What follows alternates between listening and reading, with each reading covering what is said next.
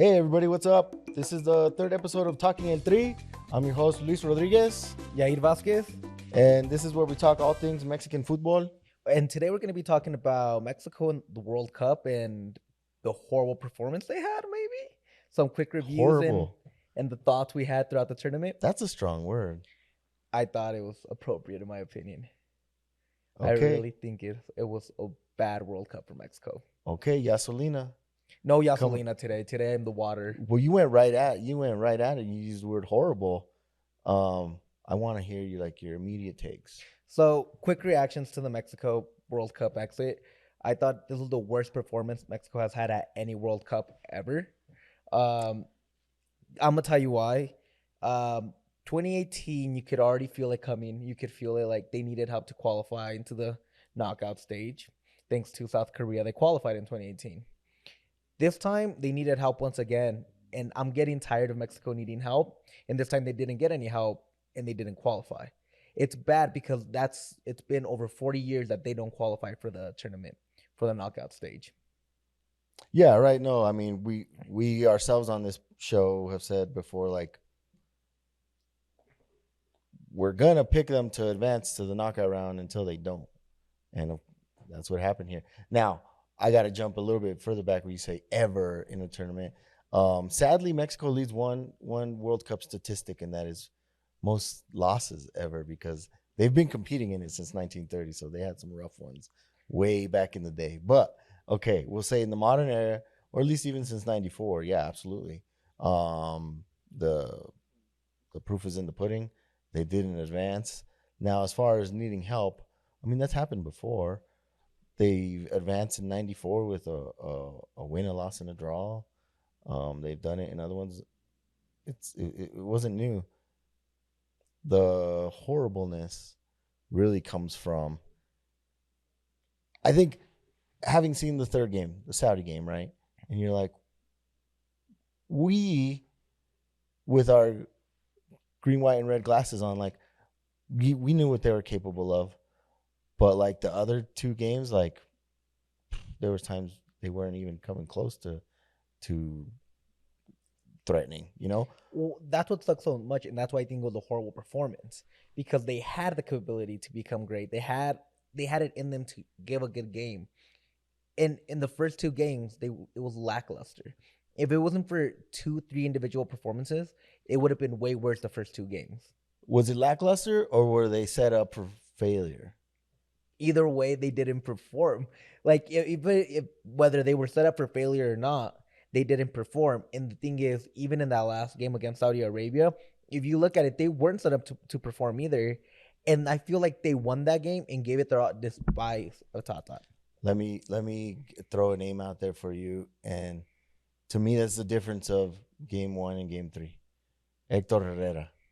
Oh, He started game 1 against Poland. Okay, he didn't do bad. But in game 3, they insert Orbelín Pineda into the midfield. And they are just going right at the Saudis. Every single time up the field was a threat. And Pineda was a focal point in a lot of those. And it's just like I know you had your issues with Tata, and I wanted to give him the benefit of the doubt because I do respect his. You better not say tactics, man. Not his tactics, but just like his experience. He's won at other teams. He's left pretty impressive blueprints or his fingerprint on teams in the past that have carried on some of that, some not. But when I saw that, I'm like, wait a minute. You knew you were capable of putting on that kind of offensive performance, and you tied one arm behind your team's back, like, and then let alone the fact that the big upset of the Saudis over Argentina was before the Mexico played Poland. So Mexico already knew. They should have already known.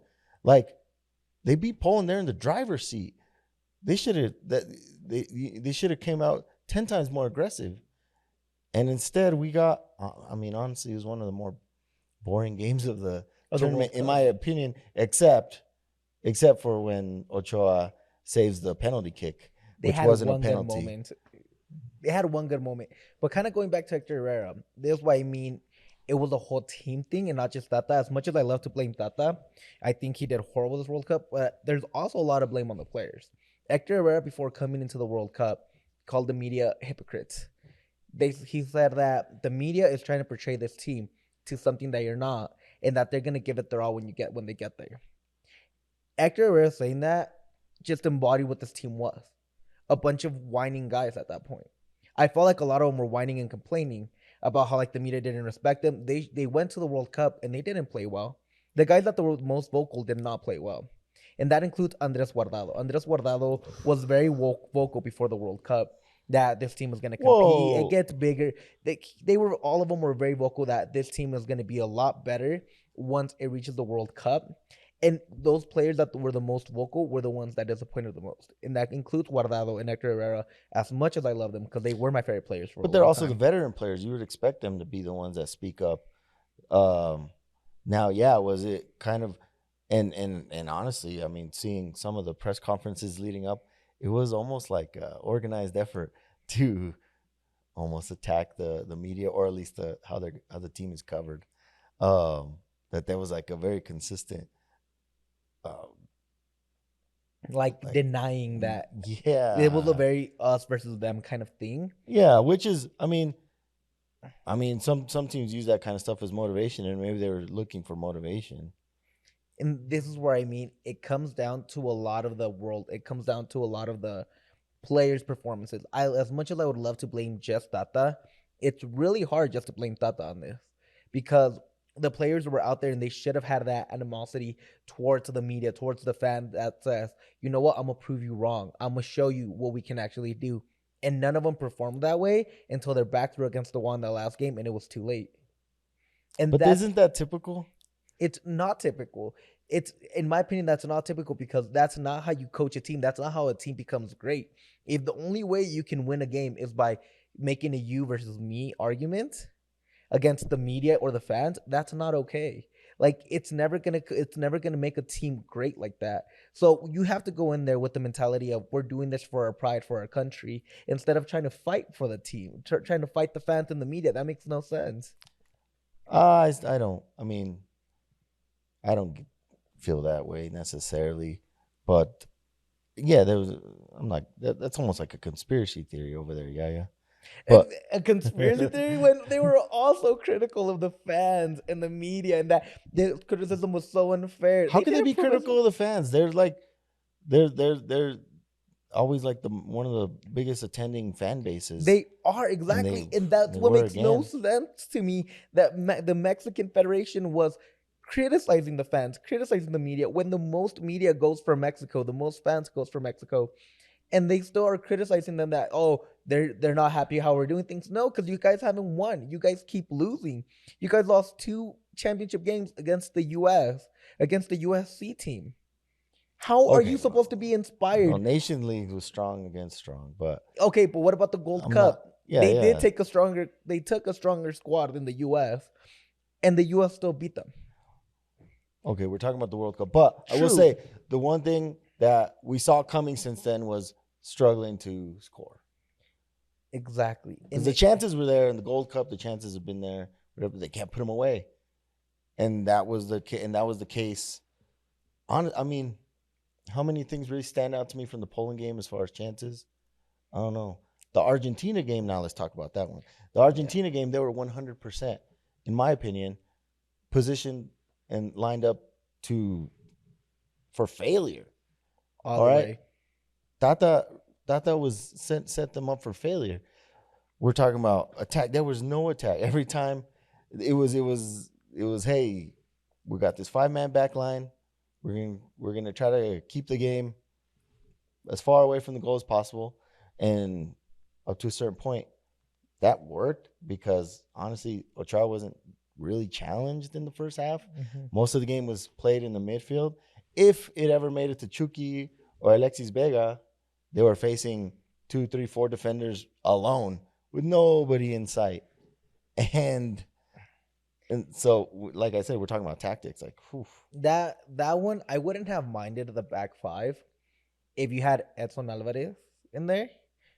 And either if it was as your pivot in the center, as the main center back in the pivot, or for Andres Guardado. But the biggest issue with that tactic, in my opinion, was that the wingbacks weren't pushing up for any counterattack. I don't mind the five. The five is a really well defensive game plan if you do it correctly with wingbacks pushing all the way forward and you're playing the counter, but they weren't even doing that. And then I'll go back to Herrera, because you just mentioned Edson Alvarez wasn't in that lineup, but who was in the spot where Edson Alvarez should have been? Wasn't it Guardado playing the pivot that time? And then Edson Alvarez playing a little bit higher Well, but up. then Guardado got hurt in the first half. And then they brought in Guti. Yeah. That never made sense. Why wouldn't you bring in your best player? I still feel Guti is the natural replacement of Guardado. It was clear he wasn't necessarily prepared for it. But, I mean, Guardado's on his 5th World Cup. They couldn't have expected him to play the 90 minutes. But I don't know. Okay, so where I was going. So they keep the ball relatively away from any danger on Ochoa. And yeah, we could say Tata for sure was playing for the tie. But also, without Messi's stroke of genius, because that's all you could call that. Like, no, he receives the ball with he had space, but you see all the replays. I mean, a split second later, and that space is gone, and this golazo never happens. But I feel like 5-10 more minutes, and Argentina was gonna get desperate, and then those holes were gonna open up in the back line because they were gonna start launching everything. And that's true. But the goal changed everything.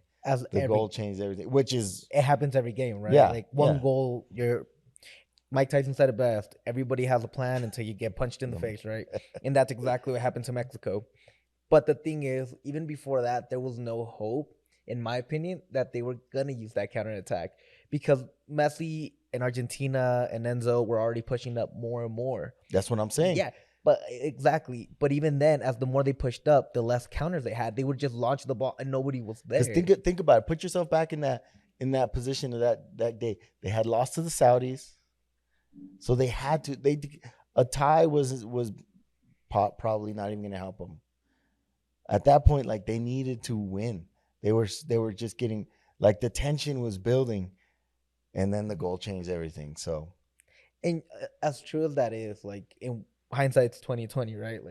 We're looking at it and we're like, oh, they just would have held off 5 more minutes, they might have won that game, or they could have tied. And you're right, the 2 goals that Argentina scored are beauties, both of them. Enzo and Messi did their thing, but I go back to the counter wasn't there, so Argentina wasn't respecting you.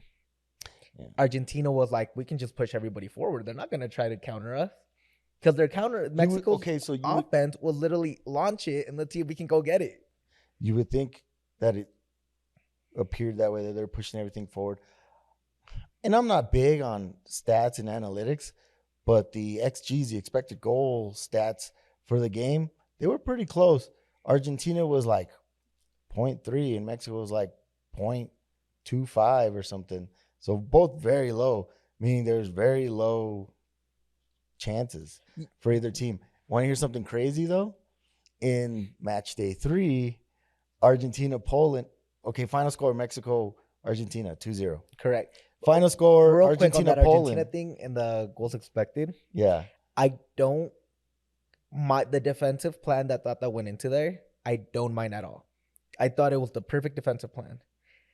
My issue is what he did on the offensive side and the He didn't do counterattack. anything. Exactly. He didn't do anything. The players didn't even know what the plan was. Exactly, and that's what makes me mad about that game. It's not the defensive because they did what they had to do against Argentina. Again, defensively, I thought they did what they had to do. All respected that on the defensive side. The offensive side, he was bad. He didn't have a plan or anything that he wanted to do. No, there was zero plan. Like I said, it was wait until Argentina gets very desperate, and then we'll have some space back there for possibly a moment of brilliance from Chucky or Vega, and which is what it would have taken. But that's not a way to go. Continue Yeah. though. Sorry about Oh, that. well, I Yeah. was just going to say, so the final score was 2-0. The final score was 2-0 of Argentina and Poland. However, Argentina's expected goals was 10 times more than in the Mexico game. It was like 3 point something. And again, like, And they couldn't give us one more goal, man. They Like- couldn't give us one more goal. I mean, Messi also got rewarded a penalty that shouldn't have been a penalty, and he missed it. Was that like a ball don't lie Well, situation? It felt like it, man. It felt like God just came in. It's like, nope, thought that you're not getting anything from me today. It Okay, so- really felt like that. Okay, so then, like I said, match day 3, Mexico knew, by that time they knew it wasn't enough to win. They were going to need help or they were going to have to golear. So, just get 3-4 on them. And they were close to getting 3-4 on them. They could have had 5. They could have had more. Yeah. They were all there for the taking. Like, I don't know if the Saudis didn't get the memo that if they won, they also would advance, but they were a lost team, which I am going to choose to say that it was because of Mexico's what they did, not what the Saudis didn't do. And I agree with that. And one thing I've heard a lot from reporters and from people close to the team that I've read is that a lot of the players felt that they won that game and they played that game the way they wanted to, despite of Tata's tactics. It's been the sentiment from the team and people that are close to the team and that work around the team that game was the players kind of going out there and doing their own thing a little bit and trying to kind of do what Tata wanted, but also knowing what was right. And I feel like that should have been something they were focused on more throughout the tournament, but I guess they trusted Tata more than they did before. And I feel like they lost a lot of trust in Tata in that third game. I feel like if they lost it in the second game because they had to have come off the field like, what was the I mean, what was the for point? that third game? Sorry. Like, I feel like a lot of us, the fans, felt that way. They're like, wait, what was the point? Why? Like, at that point, I mean, the animosity was pretty strong in the fan base. They're like, wait a minute. We could have taken all these young up-and-comers and still gotten the same result against Argentina. And that's literally what it feels like. It feels like And you didn't develop. No. And you also just flamed out of the World Cup. Okay, so exactly. So let's talk about this whole cycle. Like, that's what it feels like now. It just feels like a wasted 4 years, right? Besides the fact that they didn't advance, there was no development. Like, not even like an exciting time, really. There were maybe like 6 months where you were really excited, and then it kind of all came crashing down. Yeah, it was like 2019 when Rodolfo Pizarro was cooking, he was, but now, then he came out with this, one of the oldest rosters at the World Cup. I think it was like the 25th youngest. So it was like the 5th oldest or something like that, or the 7th oldest. It was one of the, probably the top 5 oldest, I'm pretty sure. And for what, I mean, I think about, let's talk Raul Jimenez. Shouldn't have been there. Shouldn't have been there. And even, I will say, when he got in, he wasn't even necessarily like trying to be like the focal point. The focal point 9. He was dishing. Yeah, he kind of became that false 9. Kind of repartiendo el queso, as my cousins would say, which I'm like, okay, but that's not what they brought him there for. Without before the goal he scored against the Saudis, I was reading people were saying, okay, they got to sub out Henry Martin. And I like Henry Martin. I did actually. But where I was going with that was, eventually Funes Mori did get subbed in. Didn't do anything. Again, we look at the strikers. I think me and you can both say at least two-thirds of them. 2 of them shouldn't have been there out of the 3 strikers. I agree. And that's probably Raul Jimenez and Funes Mori. You look at the midfield, and you probably have 2 or 3 that shouldn't have been there. Luis Romo, I don't think should have been there. Oh, well, I don't think he played a minute. Exactly. Yeah. Why have him if you don't even feel like he's going to be something that you can put in there? Hector Herrera shouldn't have been there, and I don't think Andres Guardado shouldn't have been there. Charlie Rodriguez? I thought Charlie was decent, and he's young enough where you have some development possibilities there. Like you have something you can learn from him or something he can learn at a World Cup. So that's why I was okay with Chadley. Okay, well, I don't want it to all be disappointment. Since we're talking about the midfield, Luis Chavez made some money. Luis Chavez, He elevated his profile big time in this tournament. he was the breakout player for Mexico for sure. Absolutely. Holy cow. Not I mean the free kick goal is gonna get, it made all the highlights. But every single game he was a standout player. Which is like, well, okay, he also just helped lead Pachuca to the championship. So he's one of the more informed players. Yep. Another one that I really liked was Kevin Alvarez. That game against Argentina, I thought he played really well. Yeah, I mean, he held his own.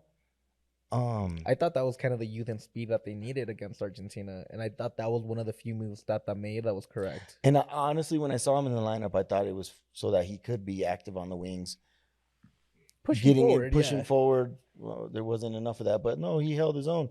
Another guy from Pachuca that was in form, that just won the title. Yeah, right. And so it goes to say, obviously coaches have their favorites, but man, you got to go with the guys that are in form. I also hate we didn't see Arteaga.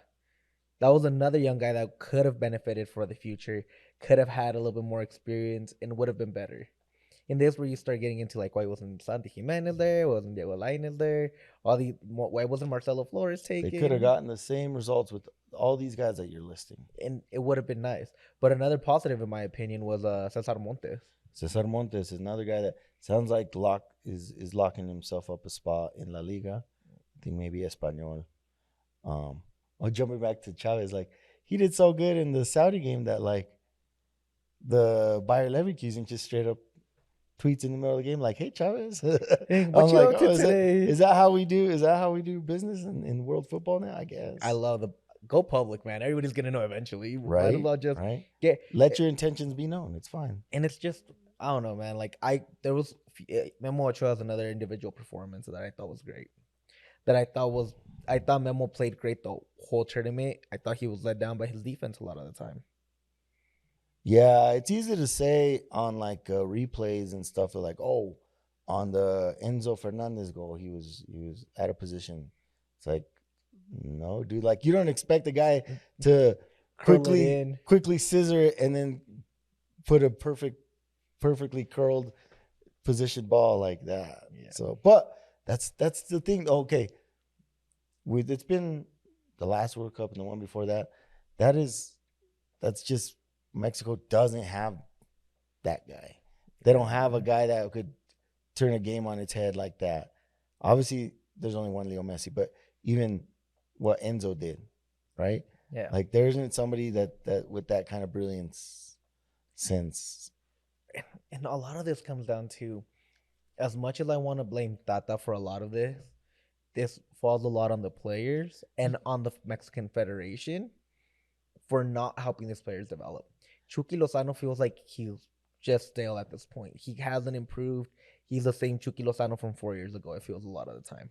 You don't feel like when he does get the ball in space, like something can happen? Now, jumping back to what I just said about Mexico doesn't have a player that can flip it on his head. Now, Chucky could do that with space because he has pace and he's just so daring.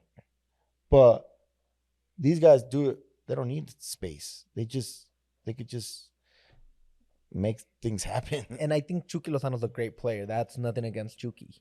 I just feel like he hasn't taken that next step that a lot of us were expecting.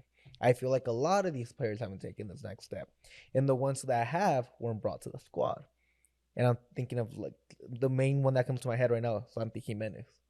He took that step. He went to Europe and he's dominating Feyenoord. And it's still not like, okay, like, why wasn't he on this squad? You look at Edson Alvarez, the guy that's taken that next step to become one of the best pivots in European football, maybe a top 20, and he still didn't get the starting minutes he should have. I mean, he still started 2 games. Again, but like against the system, that doesn't mean a lot. If he would have played the system, I think if you would have put him on that back 5, he would have been way better than anybody else on that pitch. I think he would have stepped up to Messi in that goal, honestly. He has that sort of instinct. he has that sort of awareness that I don't think any other Mexican player has. He should have played 180 minutes, 100 to 260 or something, 270. 270. There you go, for 3 games plus whatever at a time. He should have played almost every minute in Qatar because that's your best player in the midfield, Yes. and he didn't. Yes. Was there any player that surprised you actually in how they did? Alexis Vega. I've always been a little like iffy on him. And I guess he didn't have a lot of opportunities. I really liked how he played without the ball this tournament. I thought he had really nice movement, and I didn't think he had that in this game. No, I'm hoping that he also. I remember reading reports after the Argentina game that multiple Argentina players were surprised that Luis Chavez and Alexis Vega didn't play in Europe already. I'm like, wait, they play in the Mexican league? No, but they're that type of talent. So Alexis Vega, yes. I was actually surprised on the back line, given his age. And Moreno drew the penalty, but also he was solid. Yeah, he turned back the time Pretty solid. Yeah. a little bit because he did play really well in my opinion. Yeah, and Gallardo. I was about to say that one too. He surprised me.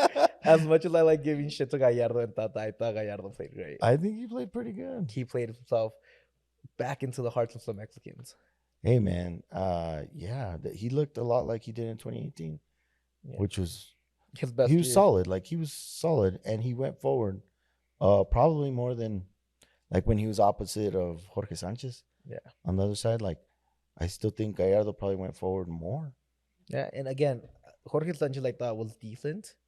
I think he just needs to develop a little bit more too, and I thought he was okay. But again, another young guy that should have played more minutes, and I'm glad he did play at least some World Cup minutes. Kind of wish Arteaga was in that mix too. Huge Arteaga fan. Yeah, we can't even like give him a rating or say what we think because he didn't get any minutes. Yeah, and like Arteaga really upsets me because I thought Arteaga was gonna be that key to the I think left side. I think he should have been considered as a starter. Yeah, Arteaga. Surprised that Julian Araujo didn't really get any minutes either. Well, no, he wasn't. Oh, he wasn't in the squad. That's right. Okay. Dude, I'm like, I have so many Julians in my mind right now. Like, yeah. So, but again, I wish Arteaga would have gotten a little. Okay, so we talked Arteaga's my guy, right? On my defensive side. No, I remember you. You're like, oh, I love the neck tat. The neck tat. That's the one reason he didn't get any minutes. That's man. Tata hates fun. Tata hates. Tata hates anything that's fun. In true Argentinian fashion. Okay. So we got to talk about the squad, the players. I mean, do we have to talk about the manager? There's nothing to say about that. He's fired. He sucked. He did horrible. Well, that's the thing. He didn't even get fired. His contract just was meant to end at the World Cup. At the last whistle of the World Cup. But again, he sucked. Like, what can we say? We've harped on it for like 3 episodes. He's not the coach for Mexico. Like, he just isn't. But he was, and that's the thing. He was, but he isn't the right coach for Mexico. He never was. He hated anything that's interleague Mexican. He wanted everybody in Europe, which is impossible to do at all times. He wanted everybody in Europe and then didn't play Arteaga. Exactly. And the European guys didn't get any minutes. Didn't play Orbelin until the last game, who plays in Greece. It's just like, why are you complaining so much if you're not going to do what you're saying? Like, it just makes no sense to me. And I think a lot of things that contradicted himself. There's a lot of quotes from previous stops where he's like, no, I'll never go against my team's DNA and this and that. Well, the Argentina approach and lineup and tactics were definitely against Mexico's DNA. That's not how they like I said, they lose World Cup games, but they do it their way. They die standing, not fun game. Yeah. That was not fun for anybody except if you rooted for Argentina.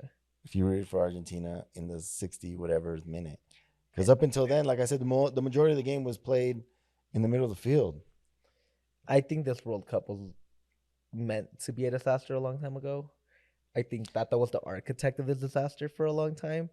And I think it's what Mexico needed, honestly. I think they needed it, but at the same time, I mean, we just kept blinding ourselves to the fact that, like, the results were there. The results were there of what was looming. Yeah. It was coming. It was like a train that we couldn't stop. We just chose to be okay with it, with standing on the tracks. It's a heartbreaker that you knew was going to be a heartbreaker. Yeah. The biggest thing is that you gave yourself hope in that Saudi Arabia game. And that's when it They hurt the had to most. take us there, huh? Where they were that close. Where they were that close. They And it, had to take. I'm like, I would but have been so much. I would have been less mad if they would have tied or been like 1-0. I would have preferred for them to get destroyed in the last game, go out in complete embarrassment, and maybe that way the Mexican Federation would actually take this But seriously. they got you. They got your hopes up. They got my hopes up. I was watching the game, and every time they scored, I would celebrate, and then I would have to remind myself, I don't care. This doesn't matter. They're not winning anyways. That way, it hurts a lot less. And it didn't matter because at the end, it still hurt. And I hate them for that. And I hate that the Mexican Federation just there's so many things the Mexican Federation can do and is able to do that they refuse to do. Okay, well, before we wrap this up, since you're talking about what could the Federation do, what, and we won't deep dive too much, but there's we're the cycle has started for the next one, and it's not even 4 full years; it's 3.5 years away. And at home, Yes. Do you want to dive into that a little bit? okay. So my thing is, first of all, they need to make Mexican players cheaper. Give them the opportunity to actually go to Europe and develop a lot more, get tougher competition. They need to start in the Gold Cup. They need to do the Gold Cup, and they need to go to Copa America, and they need to start interacting more with CONMEBOL again, increase competition, and they need to go back with AUM. AUM is who makes their international matchups. AUM works with European clubs as well, and that's who they need to start working with once again, so they can play the Brazil, so they can play the Englands, they can play the Belgiums again to increase competition because that's how you develop. Iron sharpens iron. Well, it's different now though, and it was this last cycle too. It's harder to get those matchups with other confederations because they all play Nations League now instead of friendlies. So, and then now there's not going to be qualifiers. So yes, Gold Cup, try to get into Copa America, but I mean, I wanted the Harlem Globetrotter, man. Go try to get into the Asia Cup. They should honestly, like Qatar was in the Gold Cup. Like you can go anywhere. Like you just gotta find bigger competition. You gotta Or start. just any real competition, like not they call them partidos moleros, the friendlies in the U.S. Right? They bring in a Yeah. bunch of dough. They all of us suckers. They take our money. It's fine, but does it really help? No. They're not playing for They anything. exactly like give them real competitive games, create real competitive atmospheres, send them to play for pride in like we said in Asia, Copa America, of course. Like, Yeah.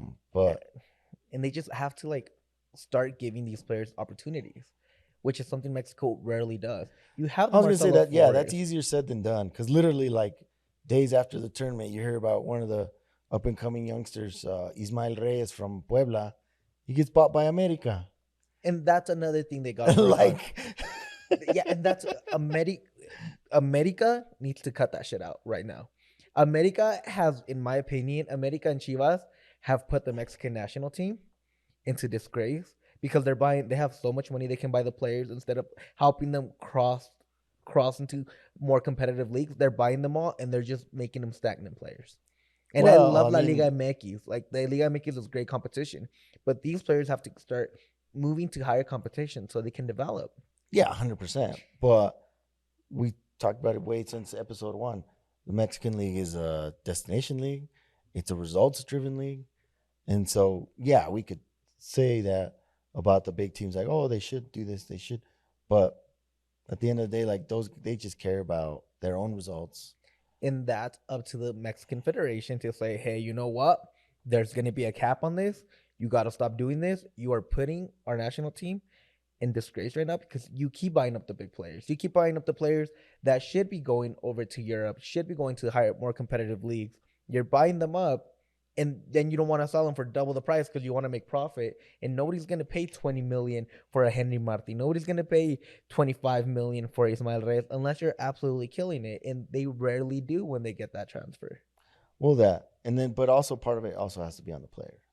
The player has to be okay with also making less because they're comfortable. They're That comfortable in Mexico. Like they make great livings. and that's why you got to put a cap on it. That's one reason I like the MLS and the salary Cap. cap, because it does make the playing field more even. It helps players develop because they have to keep pushing. That's not the highest Please, level you can no, be. no, no, no. Please don't make comparisons. The MLS is a single entity. It's It is, but that's one of the reasons the U.S. has become so good, because it has relied on the MLS to develop these players and send them out. The Kate Cowles, the Brendan Aaronsons, the Tyler Adams, the Weston McKinneys, they are willing to okay, ship but these players every out. other league in the world doesn't have salary caps, and they're fine. They Exactly. develop their players. They're fine. True, but Mexico also is not doing what the rest of the countries are doing. So one thing to handicap these teams is a salary cap. Like you force them to understand, because they're not getting it. The rest of the teams around the world get it. They get that if they start making these connections to European teams, they can make more money in the future. They're not trying to make their whole money back right now. How do you think Ajax, PSV, the Espanol, the Sevillas, they develop their players, then sell them for a little bit cheaper than they might have to, then for right now, and then they make their money back later with buyback clauses, with Yeah, I'm not. stuff like that. Like, Yeah, and I'm not gonna argue that that's the correct approach. Obviously, it is. And some Mexican teams, I mean, really, just Pachuca, they get it. They Pachuca, do Atlas develop gets players. it. Atlas has a relationship with a European Yeah, squad. and so they develop players, and it, for example, for Pachuca, it's paid off because they just got a championship out of it. And That's my biggest thing. It's not that I want a salary cap. I hate salary caps. I think it hinders the play on the field, but it's also the only way these Mexican teams are going to understand that just because you're buying players doesn't mean that you're doing anything good. Your championship doesn't mean anything in the grander scale. they don't care about the grander scale. Exactly, and that's the issue. That's why you got to handicap them. Yeah. Handicap them because they're not going to understand by themselves. Okay, so in closing, is 3.5 years enough time for there to be change? Well, actually, before I close it, who do you like to replace Uh, I Tata? said Lozano of the of the lower Yeah. squads. That's the guy I would like, Jimmy Lozano. I also wouldn't mind Potachino. Ooh. I know he's been rumored here and there, but it has to be. I want a Mexican in there. I think Mexicans fight for their club, for their country a lot more than when you get somebody else from a different country. Yeah, no, I don't. I guess I don't. I can't disagree. I probably like Lozano. I really liked how the team played in the Olympics. Mm-hmm. They were a juggernaut. They put up. They scored a lot of goals. They were fun to watch, and that's if you're not gonna win, at least entertain me. That's And so we're paying goals to get are entertained. goals are entertaining. Look at Luis, man. He's like decked out on all the all L3 gear. Well, yeah, man. I Like, had like this is the pain fan that you should be trying to capture. Like oh, this they is were this is the guy that you guys should be trying to satisfy. Like, you're not gonna keep making money if you're not satisfying the fans. Unfortunately, you are gonna keep making money because we're all idiots and we love you guys to death. Like, there's the one squad I would die for. Oh no, man, and I mean, yeah, we're a bunch of idiots and we spend way too much money. Dude, I could It's have not had a gonna house stop by me. now. Like, But all my money goes to El Tri. had a house, yeah, yeah, it's not gonna stop me from traveling. It's not gonna stop me from buying up all the gear. My kids, they had jerseys. my dogs had jerseys, man. We already got plans to go to El Estadio Azteca in 2026. There you go. Like, it's not gonna stop. Nope. But it's just so frustrating. All right, man. Well, in closing, another World Cup ends. Not as far as we've gone, like you said, the past 40 years. So changes have to come, and maybe that's what they needed. Hopefully it helps. Thanks very much, guys, for hearing us out, letting us talk to you guys through our frustrations. Please be sure to give us a 5-star rating anywhere you hear. Give us a like if you're listening on YouTube or anything like that. And thanks a lot for being with us.